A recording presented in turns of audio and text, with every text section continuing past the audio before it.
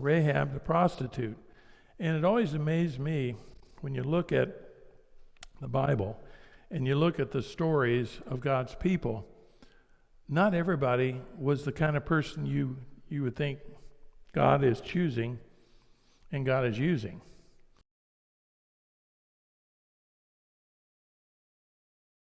We're going to take a look at another section. I don't have a handout for you today, so you're just going to have to pay attention. But just to kind of get our brain warmed up, as we think about Hebrews 11, and we think about the first verse, that sets the tone for us, doesn't it? It says, now faith is being sure of what we hope for, and certain of what we do not see. That almost sounds like an oxymoron. Because how can be sure for what you hope for? I've hoped for a lot of things over the years. Maybe you have too. And I wasn't always sure that I'd get what I hoped for. Then I had somebody say, be careful what you hope for, you might get it. And so there's a lot of ways of looking at what you hope for to be sure of what you hope for. And then the last part of that verse, certain of what you do not see.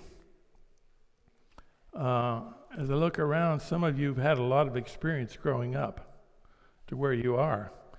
And as you think about your lifespan, were you always certain of what you couldn't see? Were you certain of where your life was going to go? You had dreams, you had goals, you had aspirations, and you were working towards something. And you got there, and then you were working maybe towards something else, and you had some hopes, but you couldn't exactly see. And sometimes, you've ever had the experience where you didn't see it coming? All of a sudden, there it was. And maybe that was a good thing. And many times it is. Wow, I didn't see that coming. But that's good. Or I didn't see that coming. That's not so good. But spiritually, we need to have a faith that allows us to be sure of what we hope for and certain of what we do not see. And as I've thought about that and tried to get that figured out in my mind, being sure of what I hope for, to me, means I'm hoping to be in heaven for an eternity with God and Jesus and everybody else that's there. I hope for that. I'm trying to be as certain as I can be in doing what I can do to do that. And I am certain that there is a heaven. I'm certain there is a God. I'm certain that His Word is here to help us. So as we look about that verse and try to look at it from a spiritual application, that's kind of where I am in trying to work through that particular verse and see how that fits into my life. So as we look at today's lesson, let's see if I've got this thing working. Am I going off? Let's see. I think it's off. Let's try again.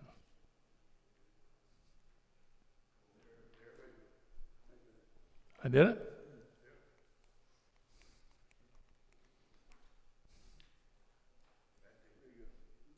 We think we got it. It was working a little while ago, and I was really getting kind of happy about it. Now I don't see a little green light here. I'm having technical difficulties this morning. But there we go. I got it now. Okay. Let me back up here. There we are. That's where we started. Here's where we're going. If we look at Hebrews 11 down towards the end, this is the focus. By faith the people passed through the Red Sea as on dry land. But when the Egyptians tried to do so, they were drowned. By faith the walls of Jericho fell after the people had marched around them for 7 days. By faith the prostitute Rahab, because she welcomed the spies and was not killed with those who were disobedient. So, as we look at this passage, we're going to see the part about passing through the Red Sea. And we're going to see the conquering of Jericho and revisit that. We're also going to talk a little bit about Rahab the prostitute. And it always amazed me when you look at the Bible, and you look at the stories of God's people, not everybody was the kind of person you would think God is choosing and God is using. And we'll talk more about that later, because we don't want to get too proud about this thing. But we will be looking at those three examples here. And let's look at this crossing of the Red Sea for a minute. That's actually found in Exodus 14. So if you want to page back to Exodus 14, that's where we find that story about crossing the Red Sea. And as we look at that,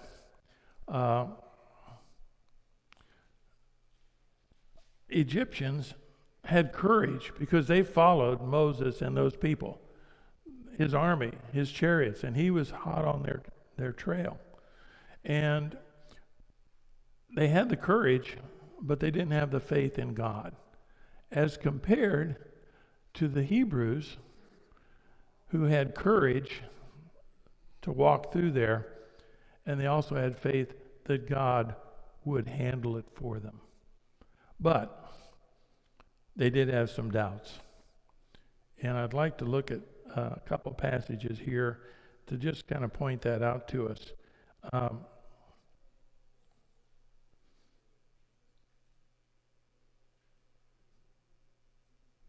boy.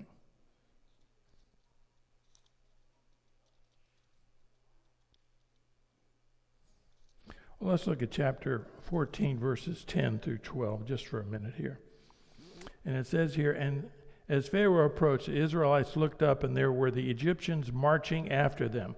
They were terrified and cried out to the Lord. They said to Moses, "Was it because there were no graves in Egypt that you brought us to the desert to die? What have you done to us by bringing us out of Egypt? Didn't we say to you in Egypt, 'Leave us alone, let us serve the Egyptians'? It would have been better for us to serve the Egyptians than to die in the desert." Now that doesn't sound like a lot of confidence, does it? But to give them a little room, they're right there up against the Red Sea. They look around, and here comes this army, a huge army, probably one of the best equipped armies in that particular day, with the chariots and the archers and the soldiers and so forth bearing down on them. These people didn't have weapons. They were kind of, as we used to say, a ragtag bunch of people. Can you imagine? They had kids, and they had animals, and they had their stuff. It's just amazing. And so they had some real doubts. And who are they going to blame? God's man, Moses. As we think about his experience, you got to give Moses a lot of credit, because he did have patience with those people. That doesn't mean he didn't get upset with them. And that didn't mean that God didn't get upset with them. But he led them all those years. And what do we know about this group of adults here? Anybody remember the story of what, because of their bickering and their wavering of faith, what God pronounced on them? Anybody remember that part? Just a minute. I'll get my man back there.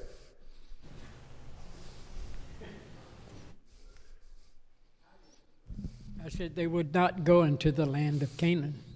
Right. They had bickered so much and had mistrusted God and his purpose that he actually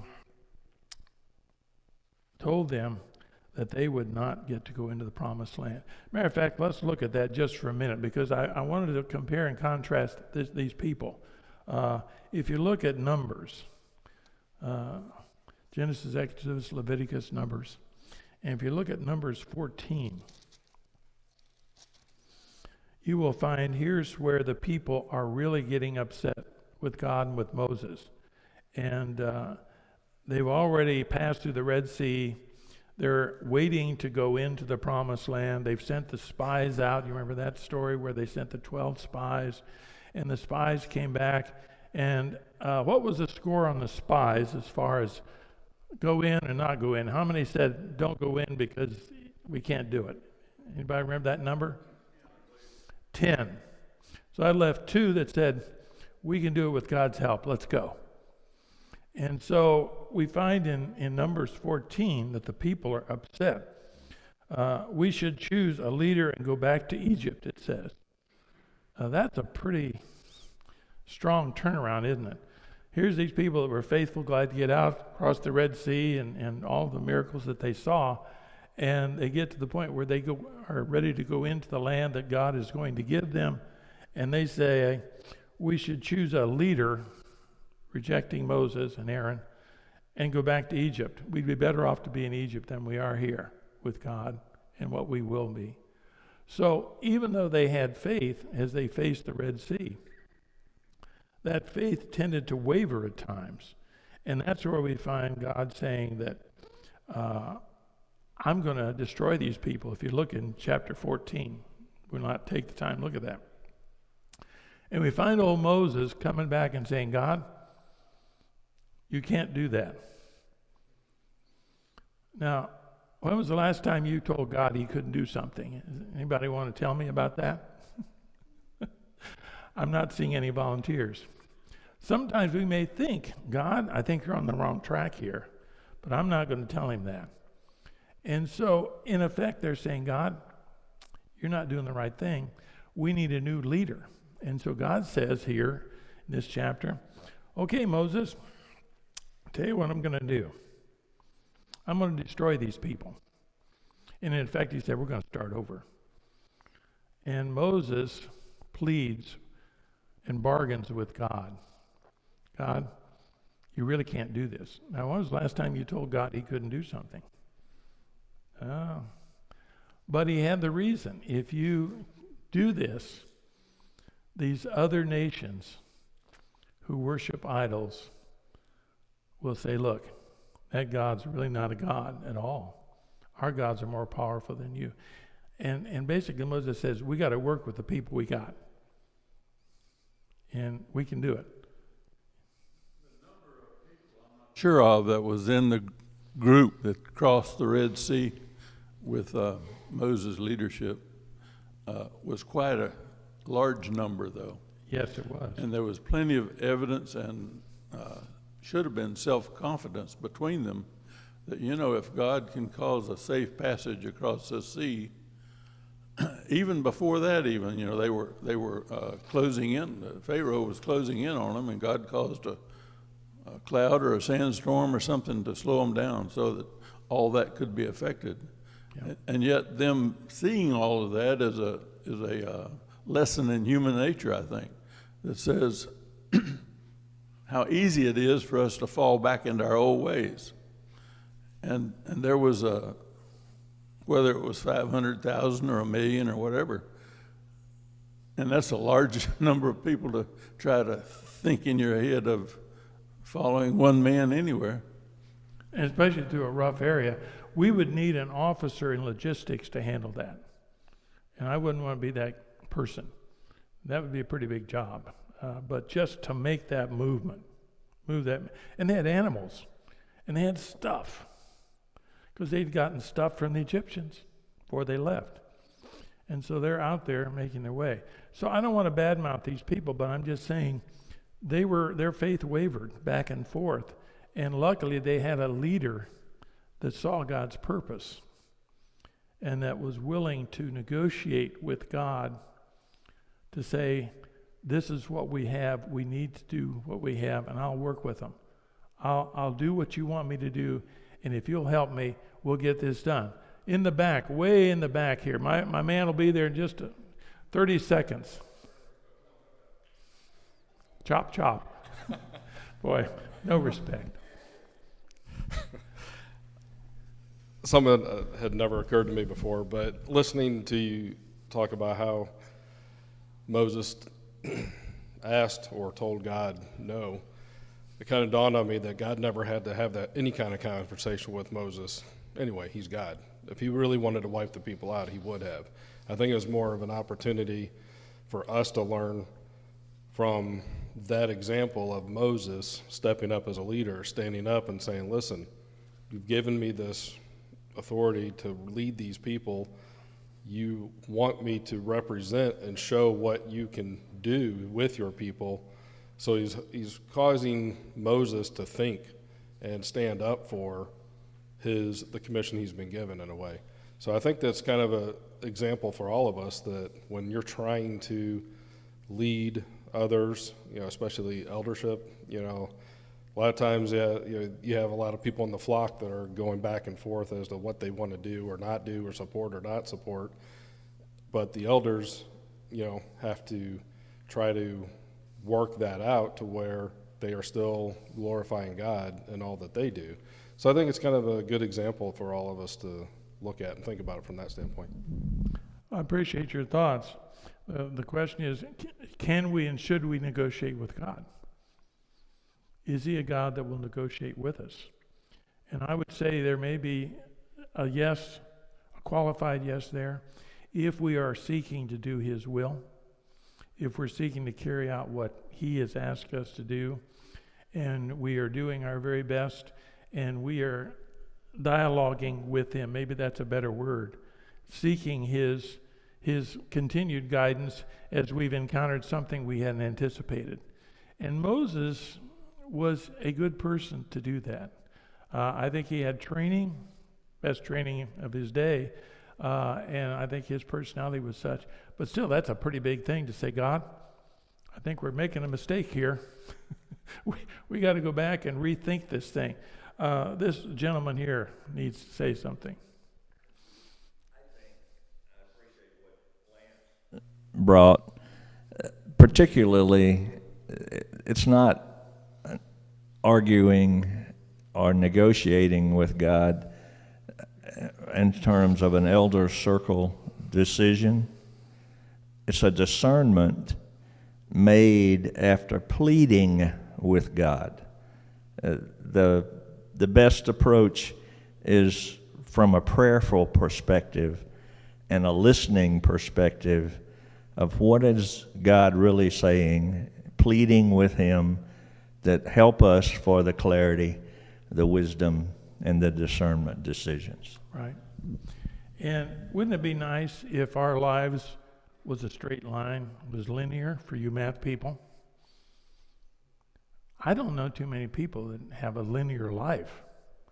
Now, there may be some of you out there, some of you math people figured it out, some of you accountant types. It's all linear, and every cell in the spreadsheet is in the right order.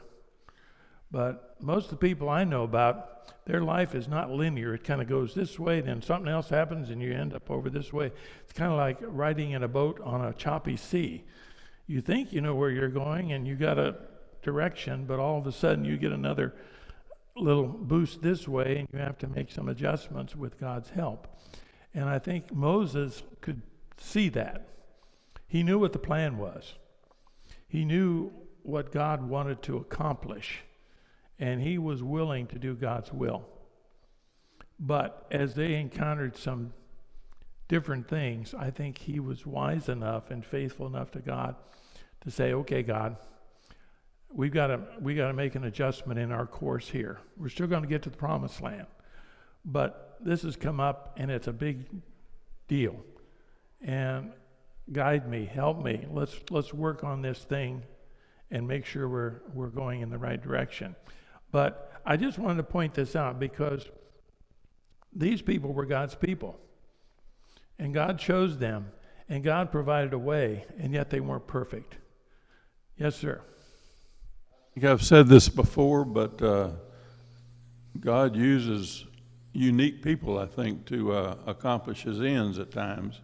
So he had Moses leading the people, and Moses was married, and he had a father-in-law who came and joined them, I guess, long enough at least to give him some advice on how to hand out orders to the people to make sure that they received them and so forth. And now you've got the harlot in the next few slides, I'm sure, that is one that God uses because her faith in what the spies were telling them. So it's not always Jewish people or Christian people so to speak, that comes up with the best ideas, but it's up to us, I think, to recognize them and utilize them in a proper way. Right, and Moses' father-in-law really gave him a good idea of how to organize the people and organize it so they could get the job done. And the tribe did it by tribes and so forth, so you're right. So we got this group that went through the Red Sea. They're God's chosen. They're heading towards the Promised Land. In Exodus 14, I'd like to go back there just for a second and read what it says about them as they saw this great miracle and saw where they were heading. Exodus 14, verse 31. And it says here, wait a minute.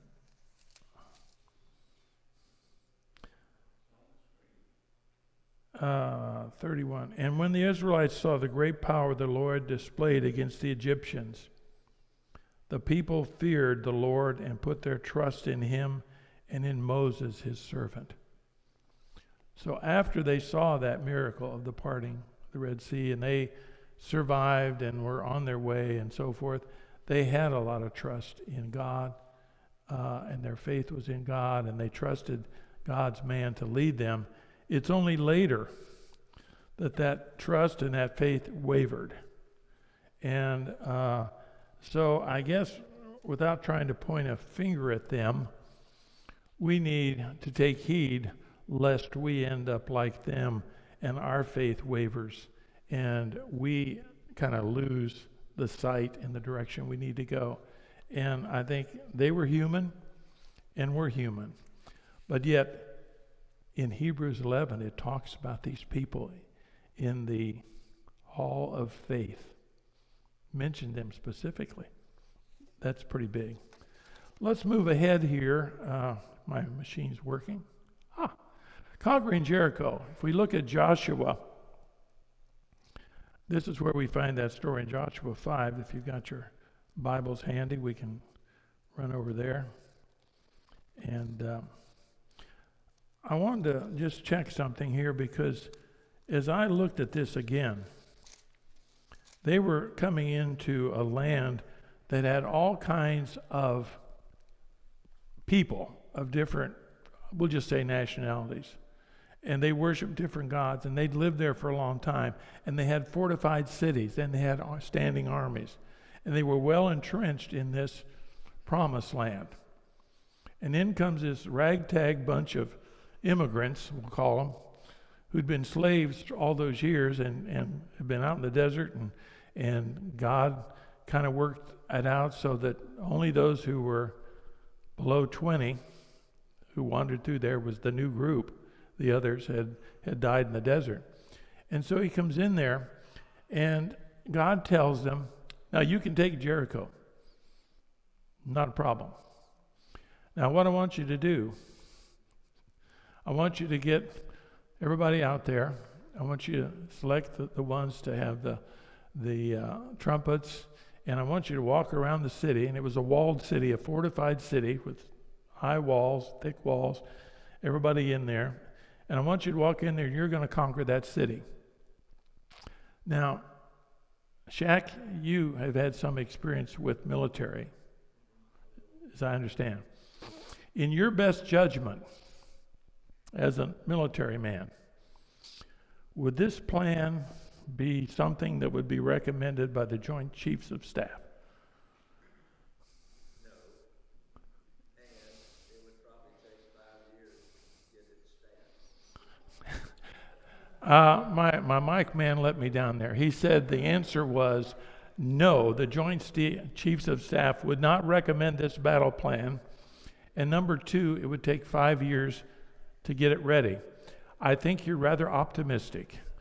Let me tell you about, well, I won't tell you now, but the one day I encountered the U.S. military. It was one day. I still remember it. I'll tell you about it sometime. And most of us would say, God, can we reconsider this? This is a fortified city. These people have been here for years and years and years. They've got a big army, and you want us to walk around there for 7 days and so forth. And we need to take another look at this plan. Now, they were not equipped as an army either. My sense of this group, did they have some weapons? Probably. But they were not a trained army. They probably didn't have all the weapons they wanted and so forth. And God is giving them his instruction. And so you just have to start wondering here, is this really what we want to do or not? Let's look into chapter 6 for just a minute. If we look at the scriptures there, it says, when Joshua had spoken to the people, I'm down in verse 8. The 7 priests carrying the 7 trumpets before the Lord went forward, blowing their trumpets, and the ark of the Lord's covenant followed them. The armed guards marched ahead of the priests who blew the trumpets, and the rear guard followed the ark. All this time the trumpets were sounding.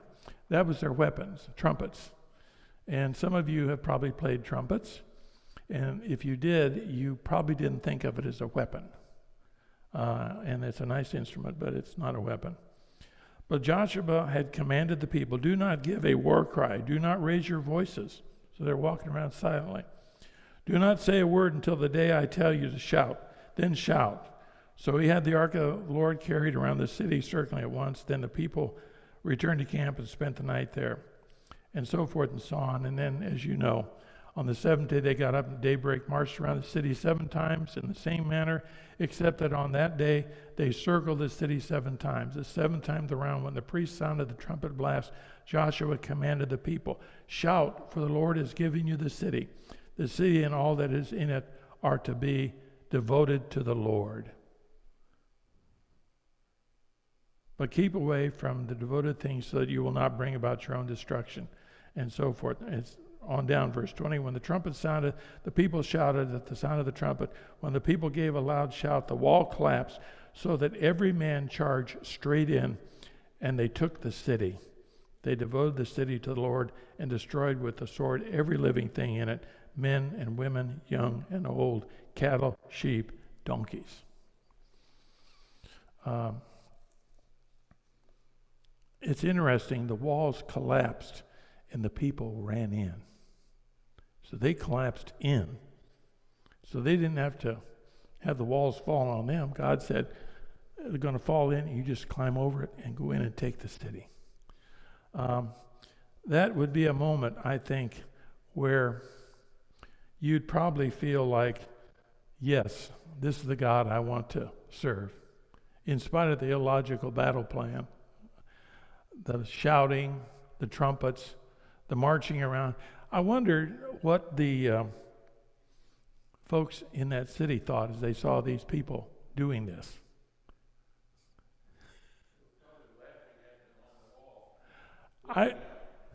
Laughing, ridiculing them. Look at those crazy people. We have a walled city. We have an army. We could throw something over and kill them if we wanted to, but let's watch the show, because this is the best show we've seen for a long time. And it's just folly. It's crazy. But I wonder what they thought when the walls collapsed. I don't know. But again, God's power. And God's power works really well when his people are faithful. And maybe that's a lesson for us. We don't have a lot of power.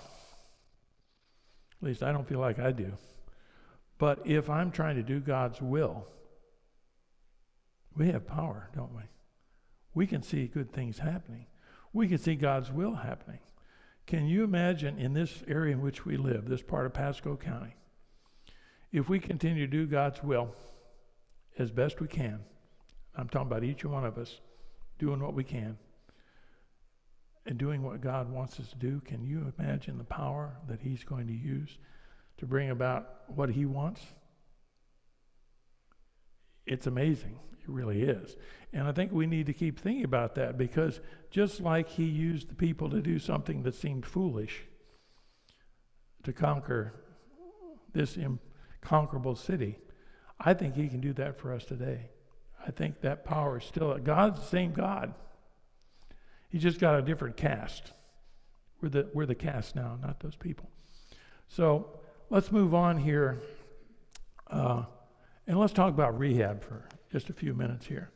And I think it's interesting when you look at Joshua chapter 2, we'll back up a couple pages here, that it's a prostitute that comes into God's plan here.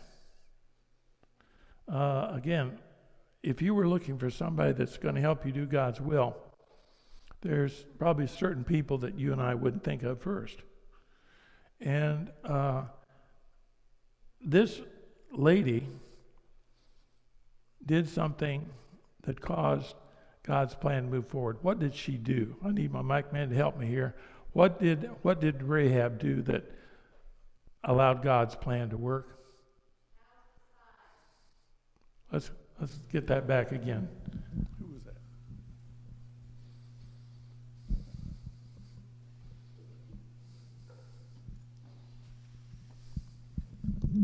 She gave shelter to the spies. Yes, she did. That was her thing she did. And I wonder how surprised the spies were. They've entered the city. They're in enemy territory. They don't know much about the city. They've just gotten there. And I would be a little worried. I'd be a lot worried. And so here's this, could we say, lady of the evening or whatever, who says to them, hey, come on, I'll take care of you. Now, I would say I would have to think about that. Is this lady really going to help me? And what kind of help can she give me? And I would suspect, being good Jewish boys that they were, they're thinking, I'm not sure I'm supposed to associate with this kind of person. You know what I'm saying? But yet she makes this offer to help them, and they're in a tough spot. Jerry. I think if I was one of the spies, I was wonder why. Why is she going to do this? What's her motive? See, he is the kind of guy that he doesn't trust that person. Okay, what's in it for you? Why are you doing it? Are you going to turn us over to the authorities? And when the police, the Jericho police come, they'll take us into custody, and you get a reward because you turned in these aliens. So are you using us and so forth? Yes, sir. I think women sometimes get a bad rap because of, it takes both sides to conduct such things as we're talking about. And she probably, she was showing her goodness towards the people that were strangers there and actually protected them from being found. And God ended up repaying her for that, if you will. It's interesting as you read this story. This was probably one of the most unlikely people to help the Israelites. She was a pagan. She was not an Israelite. She was a prostitute. She didn't know these people. She knew they were coming to attack, I'm sure, like everybody in the city. But if you would say, okay, who's going to save the day? She wouldn't be on the top of your list, would she? Comment in the very back. Just a minute. Let him get you the mic. Hold it up real close. We have to consider Rahab's position. So she's in fact a prostitute. So if anybody's going to know the new men in town, it would be her, right? Okay, yeah, And probably. with her being a prostitute, she's not the most famous person of town. So if she had any chance of redemption and any chance to kind of, to make it to the promised land or to, redeem herself in any way, it would be to save these men who were come to take over the city where she's not the most popular. So definitely, I think there was something in it for her. Yep. You raised some good points there. She wasn't the most popular person in town in terms of status. She was probably low in status. She may have perceived that this group that's coming in, they may be able to take over. Which side am I going to be on here?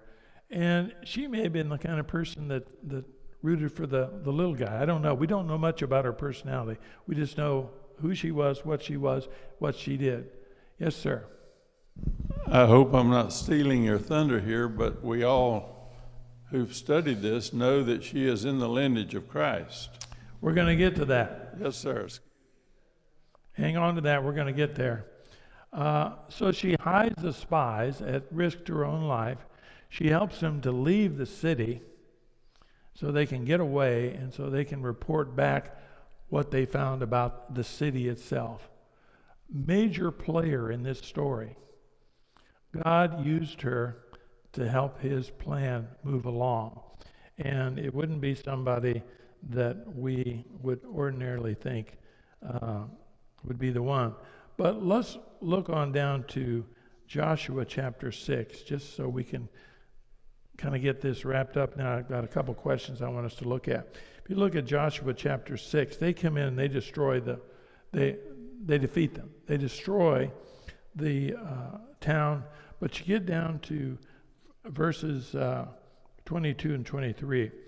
Joshua said to the two men who had spied out the land, "Go into the prostitute's house, bring her out and all who belong to her in accordance with your oath to her." So the young men who had done the spying went in and brought out Rahab, her father and mother and brothers, and all who belonged to her. They brought out her entire family and put them in a place outside the camp of Israel. They made good on the promise. You helped us, we're going to help you. And they destroyed everybody else and all the animals. And yet, here is someone of ill repute who becomes a servant of God and helps God plan to succeed. Amazing when you think about that. Hidden, we've talked about that. Her family and her were spared. And as I looked at the lineage in Matthew 1, and you can go back and look at that, and that gospel traces the lineage.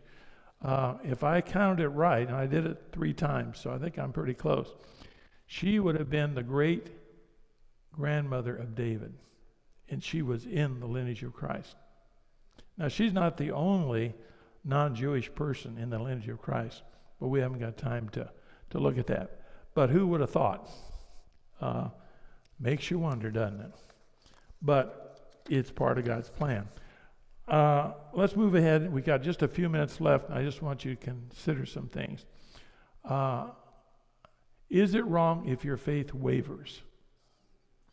Have you ever had a situation in your life where all of a sudden maybe your faith was wavering in God? Maybe you weren't sure.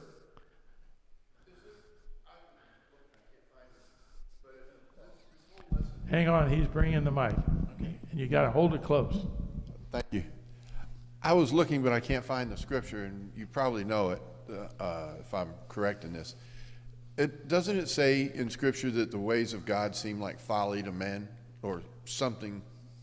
You're bringing up a good scripture. I can't quote where that is, but his ways are higher than our ways, and are ways that we can't always understand, or something like that. That's a good something along that. I thought the word folly was in there. And could be. Men just don't understand what God can do and what he does. And it just seems like everything that he said to do was folly. And yet God had a plan from the very beginning, crossing the Red Sea. Yep. And everything that he did looked like folly to these Jews, going into the land and defeating giants. And they rallied against him. They did. And complained. then with the marching around looking like, I'm going to say this, looking like fools, blowing trumpets and everything. And how is this going to defeat a walled city?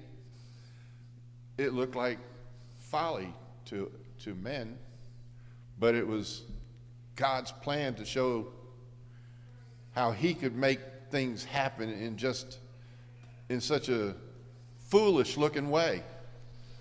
God's ways are smarter than man's ways. Let's look at the last 2 questions that you can take home and think about. Can adversity strengthen your faith? We're all going to face adversity, and we can face it in a lot of different ways, but could we use it to strengthen our faith? if we put more faith in God and put more trust in God so that we could do that. And keep your faith and walk in the light as he is in the light. 1 John 1:7. That's where we're going to be okay, as long as we are walking in the light and trusting. And there's a lot of people that didn't think God was on the right track. Jonah said, God, you can't save those people in Nineveh. They're wicked. And I'm going to show you that you can't, because I'm going the other way. And there was others who questioned. But we need to be careful questioning God.